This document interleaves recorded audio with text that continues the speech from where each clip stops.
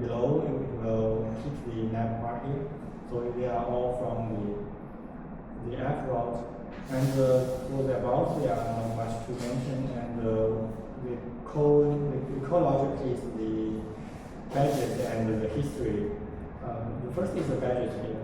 And for like we only have the two core components here. So one is the badges, it's a page here. We go to the badges here. This page is defined in the badges, and the action is kind of like the server-side actions, because when your page are loaded, the action will load here. And for remix, one very convenient one is to use the form. You only define a form. You don't need to define all the use states, use action, or some kind of other use actions here. You just need to define the form and define a post method here. And it's kind of like the pure HTML or the very old school HTML style.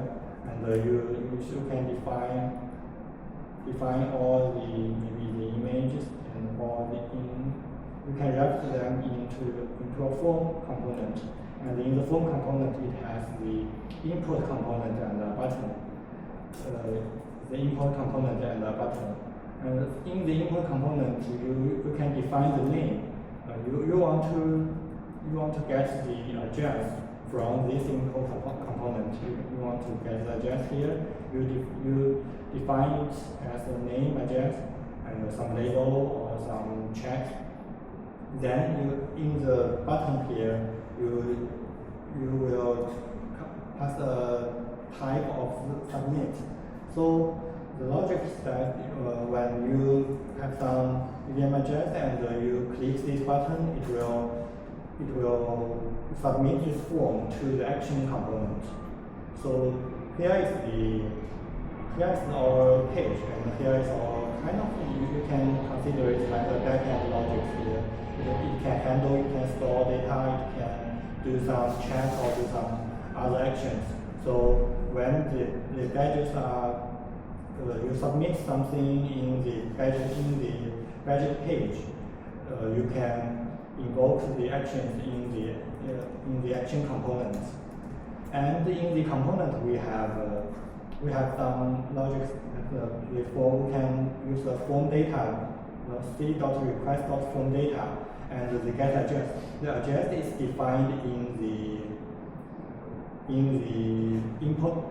We have name address, so we can directly get the value of the input from using just simple one line, the c.request.form data, and you can get the form data, and the form data.get address. You use the get address to get the actual value of user's input, the EVM address here. And you can do some validations. If it's not a valid address here, you can return an error. And if not, it's empty or not valid. And this address we use in the VM, so we can track the format of the address, the user input. So when we pass the empty one, and it will say the EVM address is required, it's here, and when we pass the others, and it will show that please provide a valid EVM address, and it's here. It's because that we have some validation logics here, and it will return a JSON, and this JSON will have a success and arrow field here, and in the page we have the action data.success. It's a return value of the action component. When the success is true, and it will show some successful, and if the action data is an error here, it will show some error message in the component here. You can go to the repo to see all the logic here, but I think it's simple enough for you to understand. And this is a very simple page. And then I will go through the smart contract part, how to pass the API, how to construct our public client or wallet client, or using one very useful package in using the TypeScript. It's kind of the VM. VM is a TypeScript interface for Ethereum that provides low-level state primitives for the interaction with the Ethereum, and it has the better experience and the stable, and have the smaller bundle size, and the performance is much better here. And for later class, Daniel will cover the maybe more basic parts of the VM, and I will go to the coding part. So I just go through the code to see how to use VM in our code. And for this one, if we get a valid address from the user, for in this page we get a valid address. We can go to some Sequoia. We can grab any address here, because it's an inner job, so we don't need to ask the permission of others. So we can just use some address, and we can click the claim for we to go to the next. And when the address is valid, we will attempt to mint the badge. In this part, we should have some error handling, because it's handling some data on the blockchain using the Sequoia blockchain. So we will go to the mint badge. And for the mix is the fourth step, so we don't need to have another backend service, and you writing Node or some other languages. So you can just write all your backend logics in the services here, and you can define things like the chain.server.ts. So you can define all the backend logics in the services here. And we have the API. For the API, we can some best practice is that we can copy it from the mix again.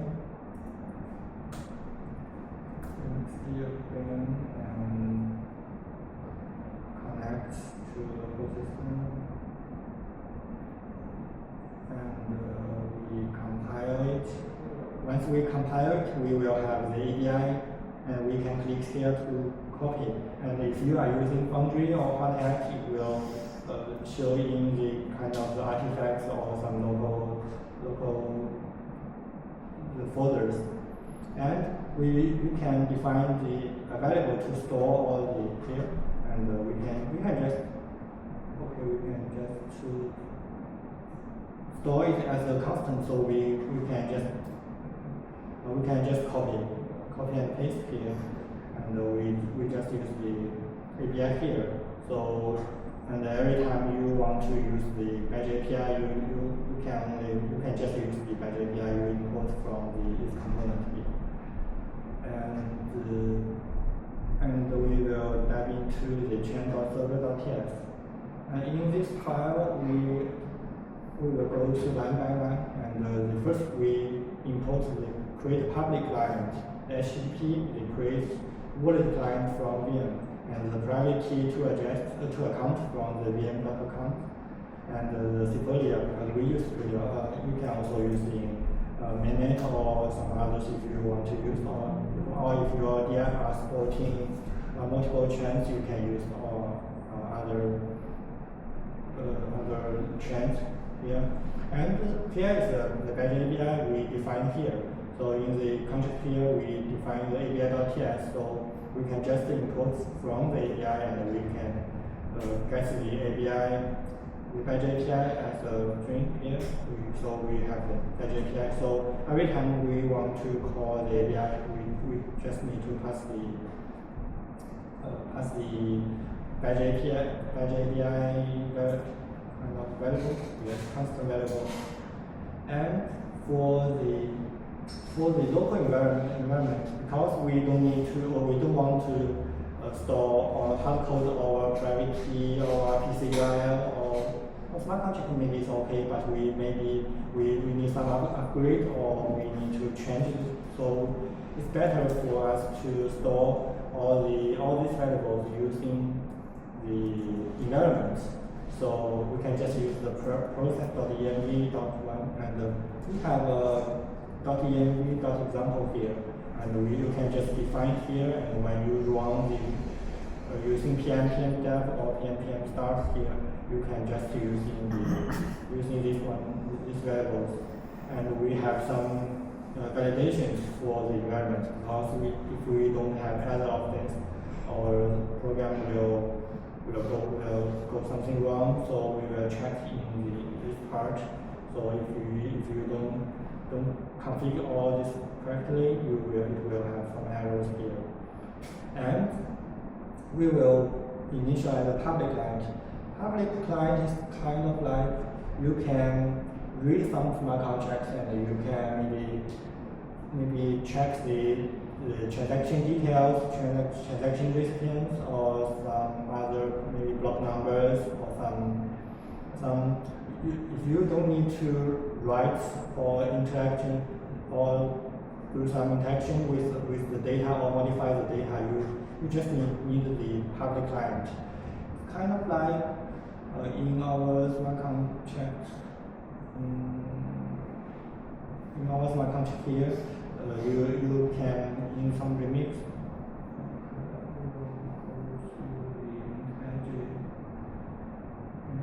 here, and it's kind of like when we verify our smart contract. If you only need to read contract, you just need a public client, because we don't need to connect our wallet. We can read the name of the smart contract. We don't need to connect. So public client is similar to the read contract here. And but if you want to write contracts, because you want to write some data to the chain, or you want to approve, you want to mint, you need to initialize a wallet client.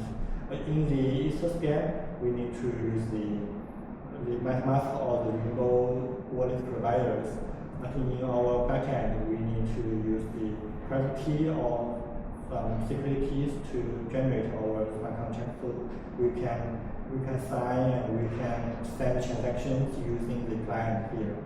So we need to, because in this part we have two call functions, and for this one, this function when we claim our badges, we need to interact with we need to write to the smart contracts, and the history we only need to get some data from. So we need both of the wallet client and the public client. And it has some, when we define a public client, you need only pass the RPC and the chain here.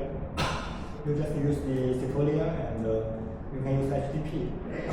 Of course, you can, maybe some providers, they provide the WebSocket or some kind of others. You can find here. You can also put the IPC, the WebSocket ways, so you can also use others. Usually the HTTP is good for me, and if you have other means, you can change it to the WebSocket or some others. And you don't need to pass some. So the only thing you need is the RPC. You defined it in the environment, the RPC URL. And for the wallet client, it needs one more parameter. It's the account, and the account we get the account from the private key to account function used by provided by the VM. Of course, we just define the private key the private key here, we can, if you create your wallet using MetaMask, you can just using the Bitcoin and the account details, and you can see the show private key, and you can copy the private key here. So you can get it here. And if you create the private key or on using other ways, you will get the command line, you will get the private key directly on the command line output. And for the wallet client, into the account and also the chain and the key. And here we have for this part we will mention later, because it's the public client to watch the contracting events. Kind of like when we have some smart contracts, and we have already deployed our contracts, and once maybe there are some transactions here, we don't want to maybe only go through all the transactions or get all the functions here. So I want to just maybe if one called the mint batch, it will emit a batch minted event log. So we will listen to the event log. Once we will start a listen program, and once the batch minted are discovered on the blockchain, I will console log, or you can even send the email to your email address or to the user's address, or you can save it to the database or do some other things. But we can use the virtual wallet here, and we can cover it later. And for the mint batch here, we can see that we will, when we click the submit in our claim now page, when we use the claim the badge here, it will invoke the mint badge function here, and it will pass the address that the user input from the front end, and the mint badge in our server component. We need also to receive this recipient address, and we will write all the logic in a try and catch. And in the try, we maybe not similar as the traditional kind of the Node.js or Golang or Python. We need to submit, it's recommended to use the simulate contract using the public client. You can simulate using the public client. You can pass all the account and the address of the API, the function name, and the function args using the simulate contract function provided by the public client. And if the simulation is fine, and we can actually using our wallet client to write to the smart contract. So if you are using some, maybe you have the wrong function name, or you use maybe you pass the wrong the address here, or the kind of other parameters or some args are not correct. So it will simulation will go wrong, and we will not go through the smart contract here. So we will have the two steps. One is simulation, and one is actually send the transaction on the blockchain. And once we send our transaction on the blockchain, we can wait for the recipient here. We can await the public, wait for the recipient, and we can identify the function hash here, and when we get the recipient here, we can get the block number. We can get the transaction hash, and we will have a success statement. And if there are anything wrong, we will catch an error.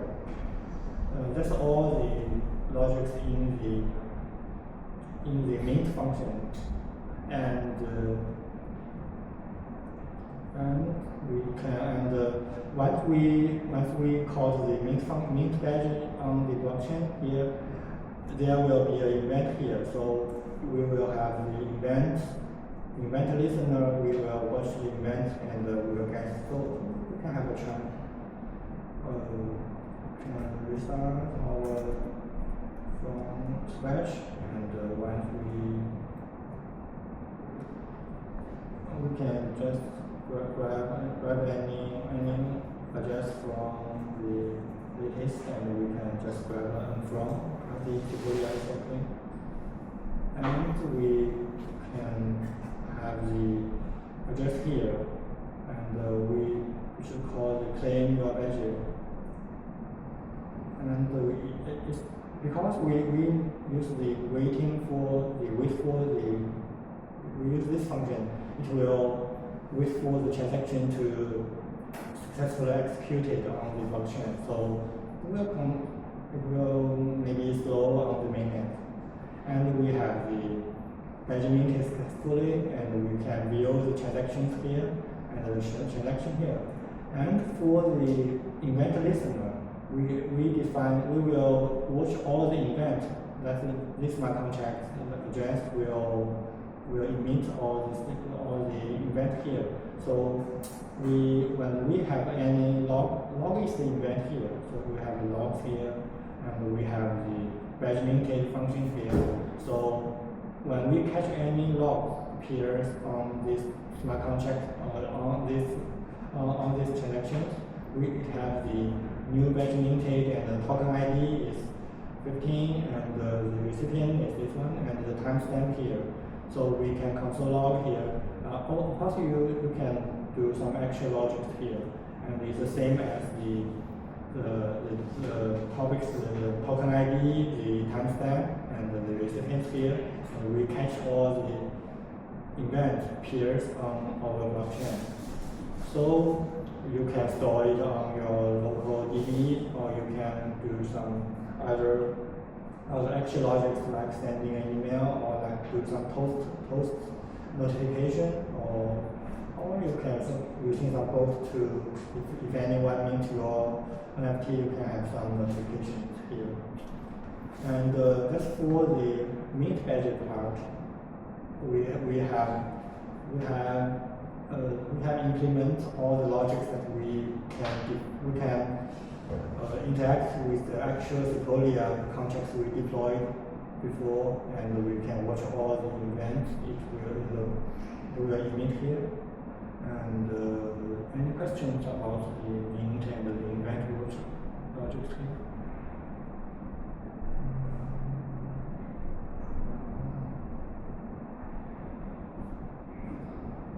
Did you cover already how to print out the event history, or not yet? Yes, we will be implementing already. Okay. And if there are no questions about we have the get all badges functions here. We have the history page here, and we can click the history here, and this is the token 15, and we just click here the token 15, and it shows in our badge history here. And usually we have, if we want a badge history page, we have two ways to implement it. One way is a much simpler way, because we already implement a smart contract, a method in the smart contract here. We implement a get all badges function here, so you can call the function directly and get all the badges. But if you don't have any access, or you haven't implemented these functions here, you can also listen to all the events from this contract. Once you catch one, once you catch all this data, you can store it in your DB, maybe MySQL, or some Postgres, or some SQLite, or some others. You can, once you catch one, you can.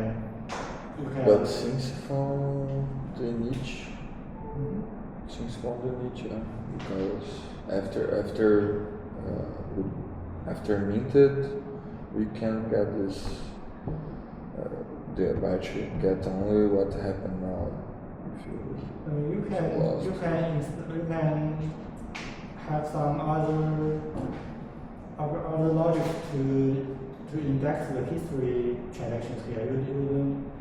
This is watching the new events here, and you can also index maybe from one block number to now, and you can index maybe from the block number that the smart contract deployed and to now, so you can get all the histories here.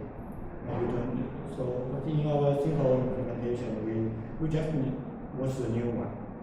So that's It's all. faster, right? To just select the start block and then load everything from that point. Yeah. Yes. It's fast. Nice. Yes. Yes. And Because otherwise you would be reading all the history.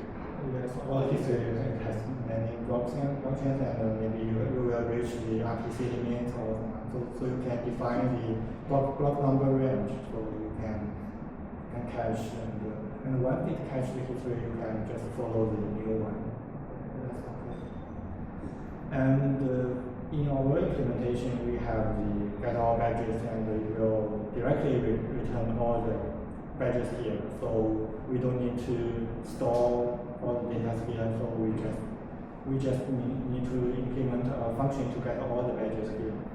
For the get all badges here, we just need to invoke the get all badges functions, and because we don't need to change the data or modify the data on the smart contract or on the blockchain. So we just need to use the public client.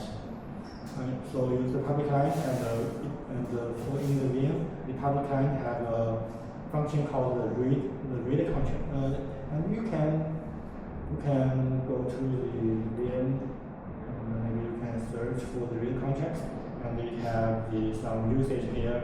It need to pass the address, the API, and the function name here, so you can get here. So we just follow the doc, and we have the address, the API, the function name, so we can get all the results. The budget is the results. So the VM is a very simple wrap or simple ways for you to interact with the smart contract. So it's very recommended to use it. And once we get the badges here, and we can return the success and the badges. We have mapping all the badges, and we have the token IDs, the owners, and meantime, because these three we defined in the badges here. You can see here, we defined a structure of the badges, the token ID, the owner, the meantime, and we can catch all these three fields from three data from the smart contract, so we can get the 3-1, and then we can show it in the token ID, the owner, the meantime. We can here will be a timestamp, and we can convert the timestamp to the readable time tree. So we have we can go like this, yes. And this is a smart contract part of how we read our batch history, and in the front end, the history page, we have a loader. Loader is another component of the Remix, and kind of like if you are familiar with React or Next.js, you expect you store it in maybe use state, or once the page load, it will refresh and get the new data from the page here, kind of like this. And if the result here, we invoke the get all badges function from the result from the Trend.js server, and we will get the final result here. If the success is true, if there are any errors, it will return false, and if there is true, we can get If there are any errors, it will not show the errors here, it will just show an empty list.